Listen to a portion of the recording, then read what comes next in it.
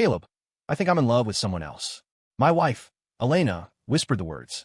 Her voice was as light as a feather, yet it crashed into my chest with the force of a tidal wave. My hand, reaching out to serve the pasta, paused in midair before I slowly set the serving spoon back on the table. On the table sat a four-course dinner I had spent over an hour preparing after a long day at the office. The steam was still rising, carrying the aroma of her favorite herbs. I rubbed the bridge of my nose, closing my eyes for a second. When did this start? How far has it gone? Who is he? I didn't scream. I didn't throw plates. I just sat there, calm and composed, asking a few logical questions. My composure seemed to unsettle her more than rage would have. She twisted her fingers together, head bowed, refusing to meet my eyes.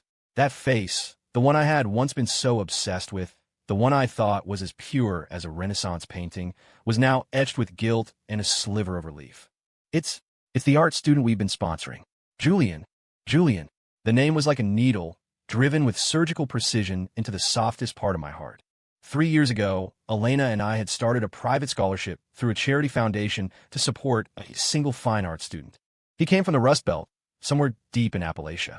He was talented, but dirt poor. Elena, an oil painter herself, had a natural soft spot for struggling talent. She said seeing Julian was like seeing herself back when she was fighting for her dreams. So, we didn't just cover his tuition and living expenses. Elena often visited his campus to mentor him, bought him top-tier supplies, and took him to gallery openings. I was busy running my corporation, so I was happy to see her engaged.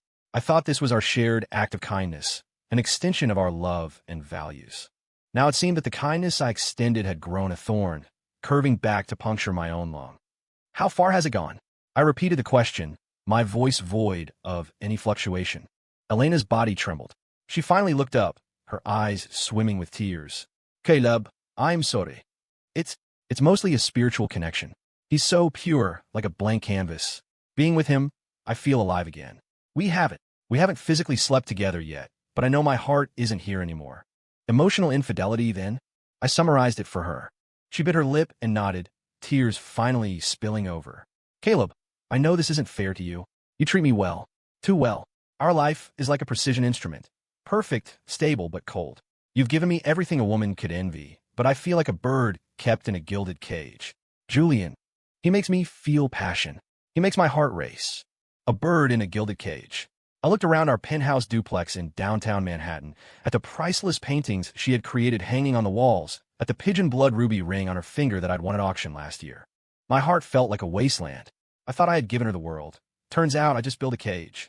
Understand, I nodded. What do you want? A divorce? My directness stunned her again. She had probably rehearsed 1,000 scenarios.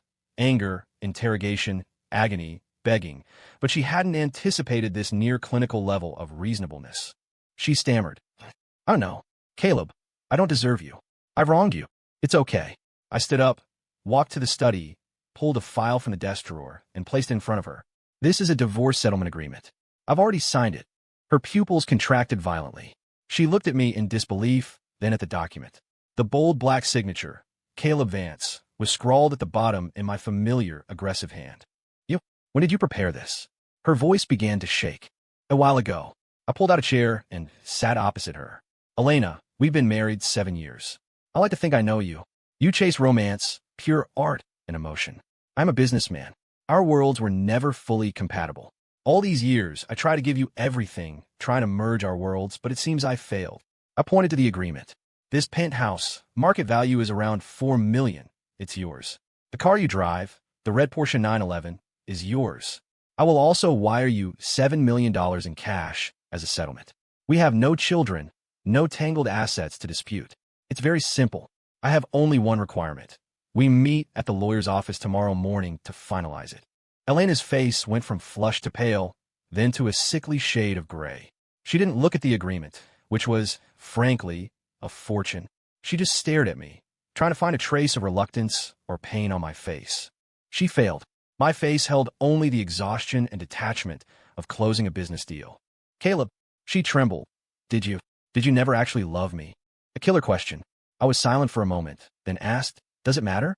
Since you love someone else, what is the point of discussing whether I loved you in the past? It matters.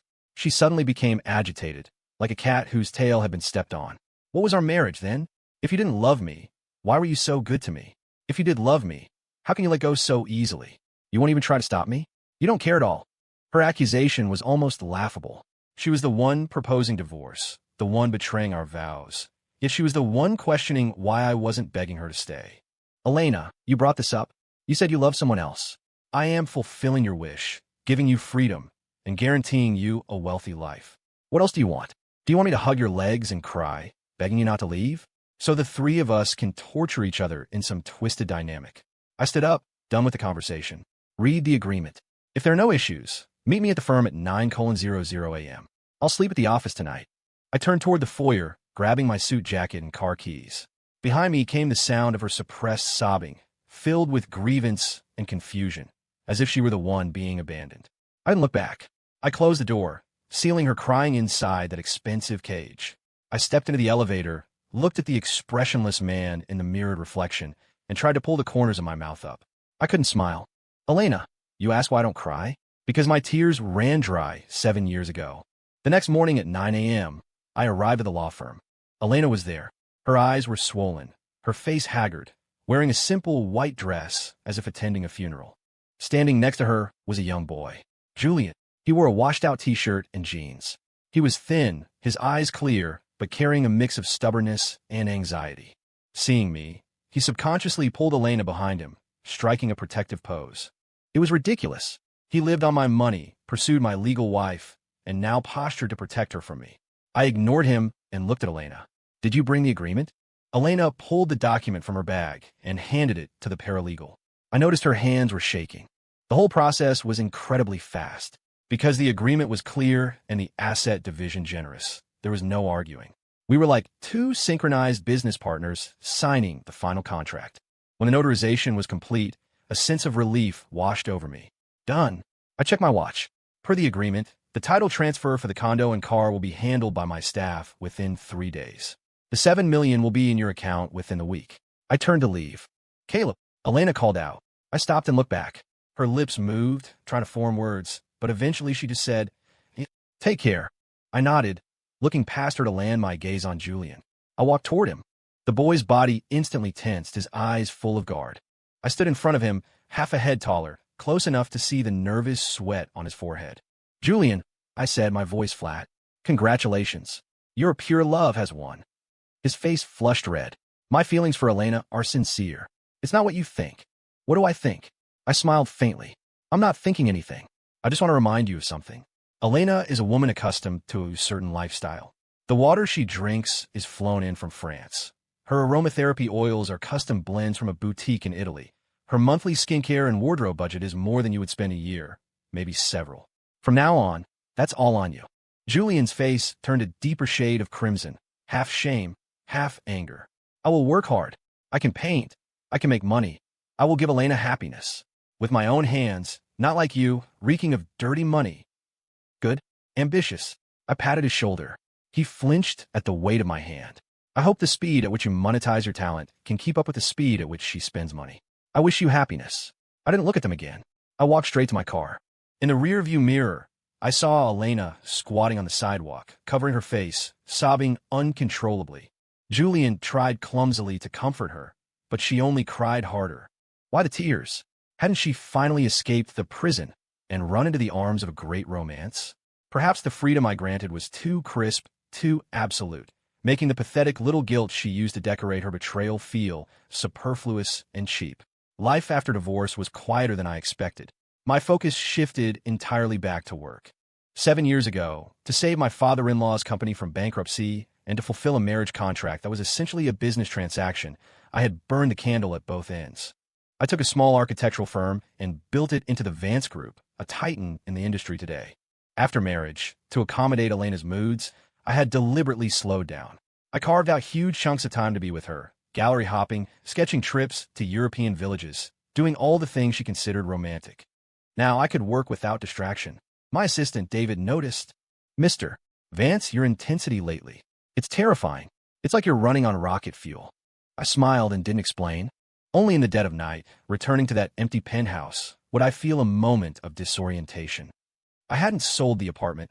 It was mine before the marriage, but I had the cleaners remove everything that belonged to Elena.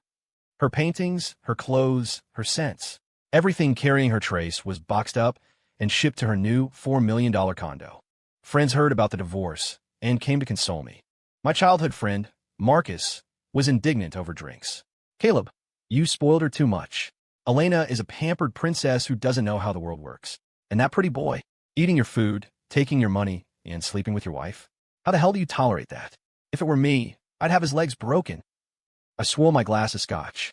What good would breaking his legs do? It would only make Elena see him as a martyr for love. She'd follow him even more blindly. Marcus paused. So, you're just letting it go? $7 million plus a luxury condo. That's an expensive divorce. You let them off easy. Easy. I took a sip, the amber liquid burning down my throat. Marcus, what do you think is the greatest punishment for them? Ruin them. Make them penniless. I shook my head. No, the greatest punishment is to hand them exactly what they crave, untouched, and then let them watch as it rots and stinks in the face of reality. So-called pure love, once touched by the grit of daily survival and the need to bow before money, quickly loses its halo, revealing the ugly core beneath. I didn't want their brief pain. I wanted them to chew on the bitter fruit of their choices for a long, long time. My prediction came true faster than I imagined. About 3 months later, Marcus brought news. Elena had sold the red Porsche. Heard from a guy at the dealership.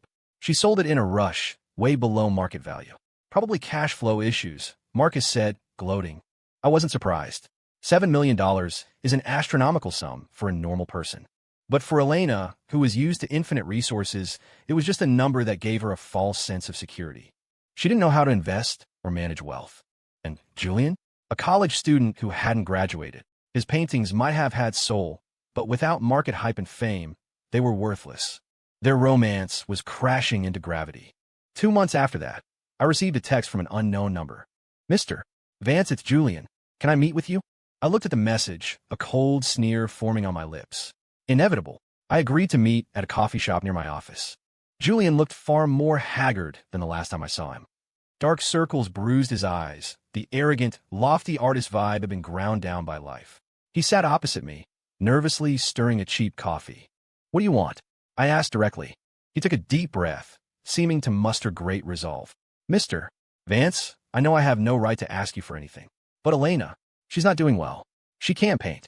She locks herself in her room all day. We've run into some financial difficulties. And I leaned back, watching him. You want to borrow money? His face went red instantly.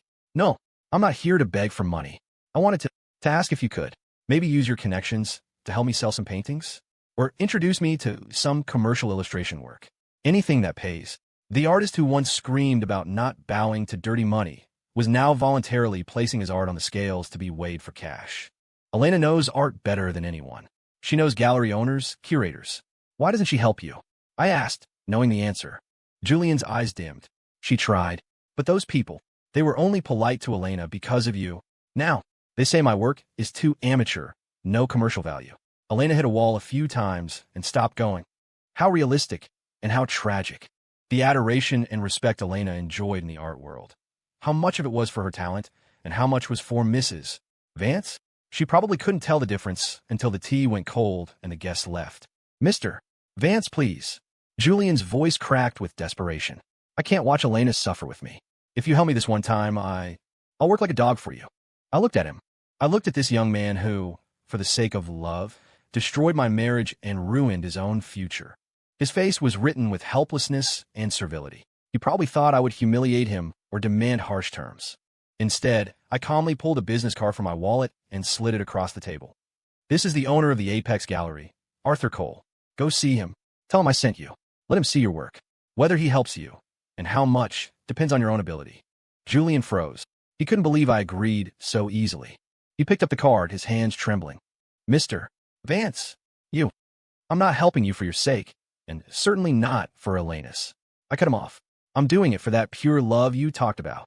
I leaned forward slightly, staring into his eyes. I want you to see clearly just how fragile your pride is. It survives only on my charity. Your claim of using your own hands is a joke. Julian, from the moment you fell in love with her, you were destined to live in my shadow forever. That is your real punishment. His face went pale, drained of blood. The help I gave him wasn't aid. It was a poison pill coated in sugar. He could refuse, and continue to struggle in the mud with Elena, watching their love ground to dust by poverty. Or he could accept and forever bear the brand of the ex-husband's charity, never able to lift his head in front of the woman he loved. Checkmate. I watched him leave, looking like a lost soul. I felt no joy, just a boundless desolation, because I knew this revenge was far from over. The real show was yet to come. Arthur Cole at the Apex Gallery respected my referral. Not long after, he organized a small solo exhibition for Julian. People in the circle knew my relationship with Arthur, so they showed up to save face. The exhibition was a success. Julian sold a few paintings, not for huge sums, but enough to solve their immediate crisis. The media even ran a few pieces calling him an up-and-coming visionary. For a moment, Julian was flying high. Marcus called me, sounding pissed. Caleb, I don't get you. You're funding the enemy. That kid is walking around with his nose in the air, telling everyone he made it on his own talent. No mention of you. Let him say what he wants, I replied, flipping through a file, my tone even. Aren't you afraid they'll actually live happily ever after now? Marcus, remember this. It's easy to go from rags to riches, but hard to go from riches to rags. I said quietly. I gave him a piece of candy to make him forget the bitterness of life for a moment. But Elena's appetite can't be satisfied by a single piece of candy. When Julian's ability to monetize his talent fails to keep up with Elena's consumption again, the bigger conflict will explode. A man's greatest pain isn't poverty. It's having had wealth, losing it, and watching helplessly as he fails to get it back. I gave Julian hope, only to turn that hope into a noose. Sure enough, after the initial buzz of the exhibition faded, Julian's art fell back into obscurity. His talent was real, but he lacked the depth and experience to consistently churn out market-ready work. Their lives, after a brief return to decency, rapidly slid back into financial strain. And this time, Elena's complaints and dissatisfaction became undisguised. My assistant, David, reported these things to me discreetly. He said people saw Elena and Julian arguing in a gallery. Elena accused Julian of being stagnant, his art empty. Julian shot back that she didn't understand art, only money. The former soulmates were now enemies over cash. How ironic.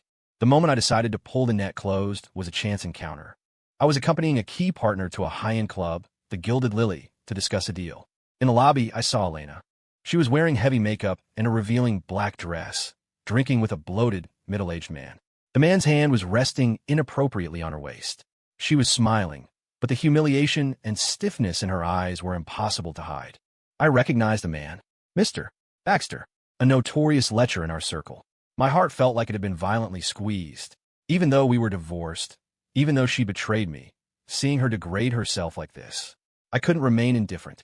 I made an excuse, left the private room, and called her number. It rang for a long time before she picked up. Background noise of music and vulgar laughter filtered through. Hello. Her voice was raspy and guarded. It's me. The line went silent.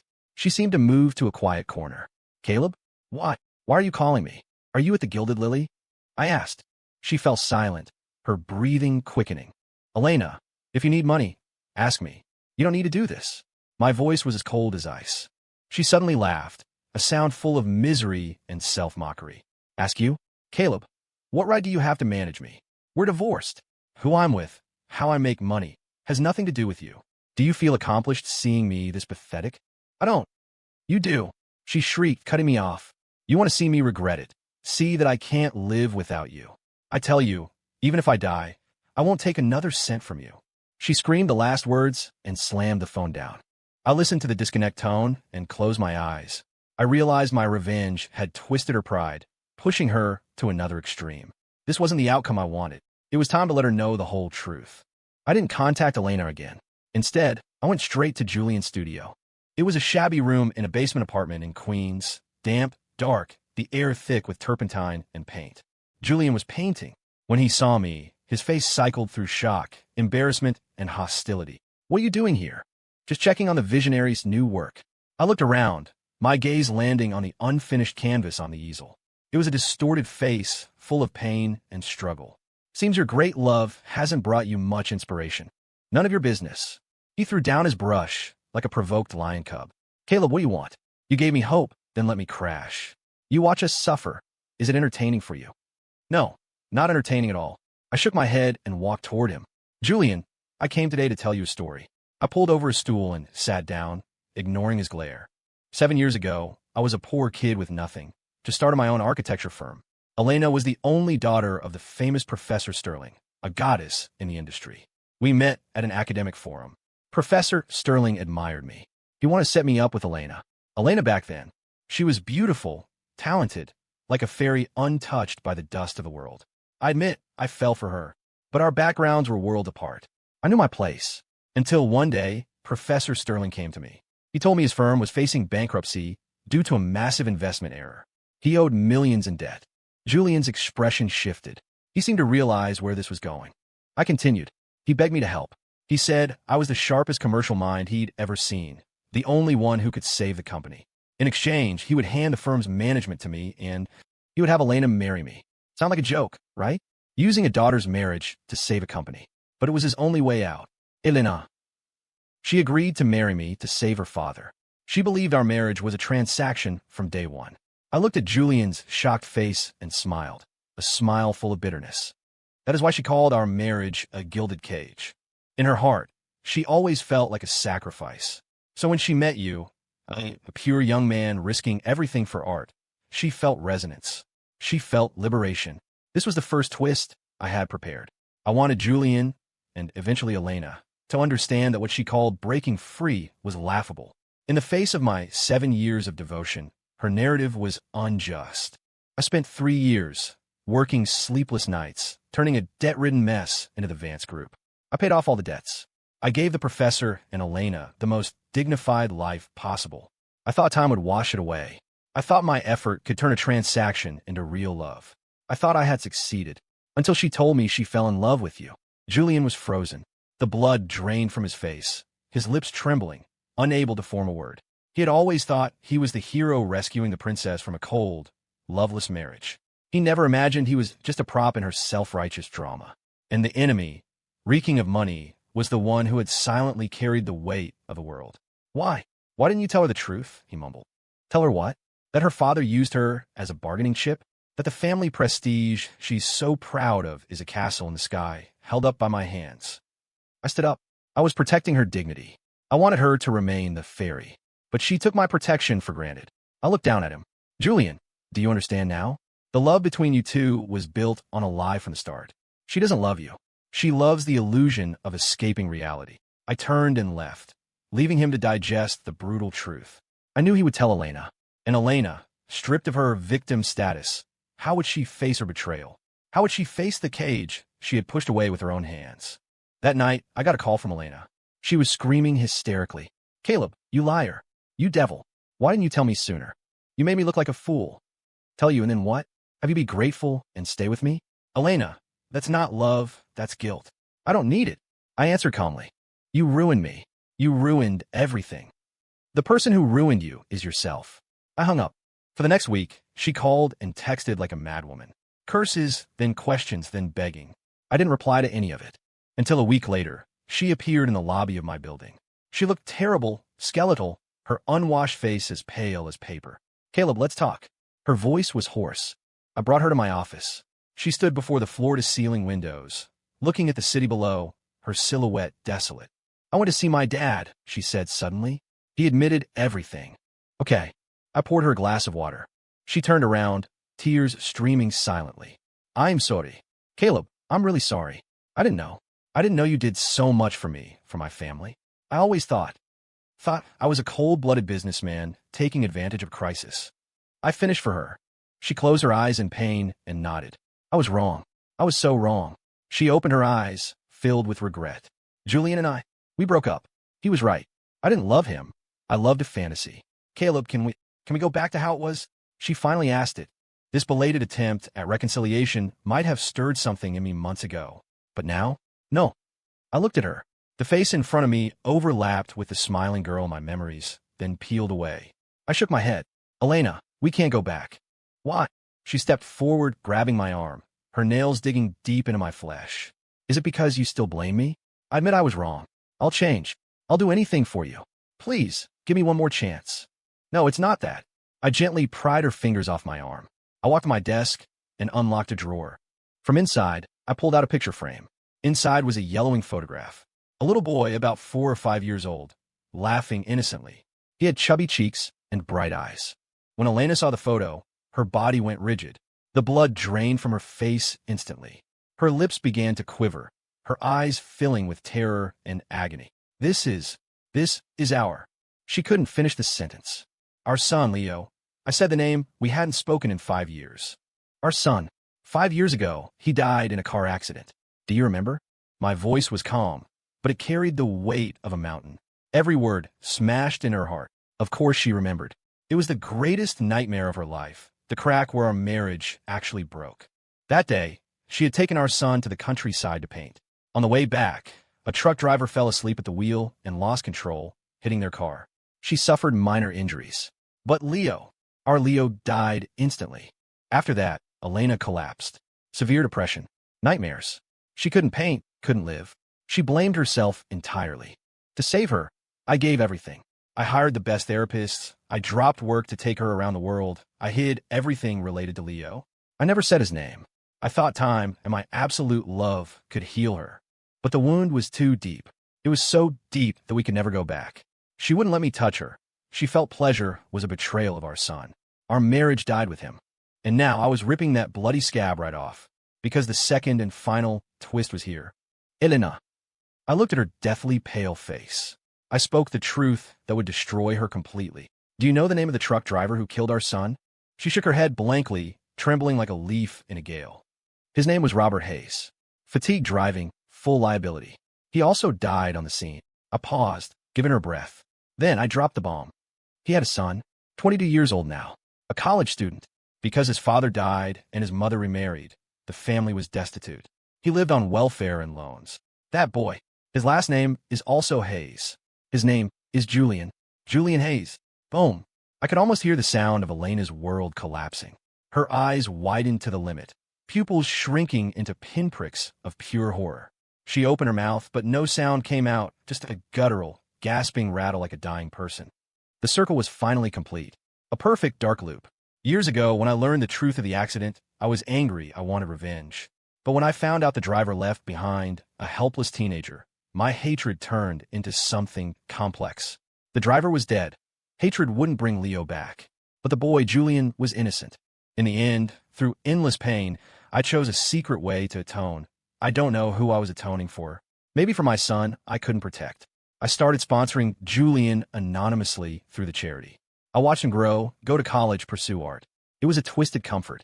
Through him, I could see a shadow of Leo growing up. I never planned to tell Elena. I was afraid she would transfer her hatred to the innocent kid. I just wanted her to heal. Who knew fate would write such a grotesque script? I tried to protect her, yet she fell in love with the son of her sworn enemy, in the most unimaginable way. When she stood before me, speaking of pure love for Julian with that mix of guilt and longing. My persistence, my protection, my self-deception, it all shattered. Why was I calm? Because in that moment, my heart died. Why didn't I stop her? Because this marriage had been sentenced to death by fate itself.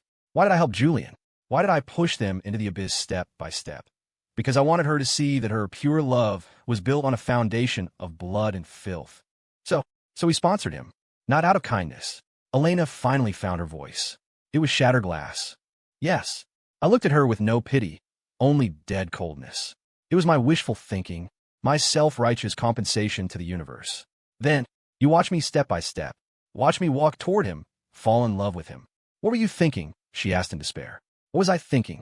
I thought of 5 years ago, outside the operating room, when the doctor told me Leo was gone. The feeling of the sky falling. And now, I return that feeling to you, untouched. I was thinking, Elena, that you never truly loved our son. If you loved him, your body, your intuition would have made you feel sick when you got close to a Hayes. You would have felt pain, not passion, not excitement. That sentence was the straw that broke the camel's back. Elena let out a gut-wrenching scream.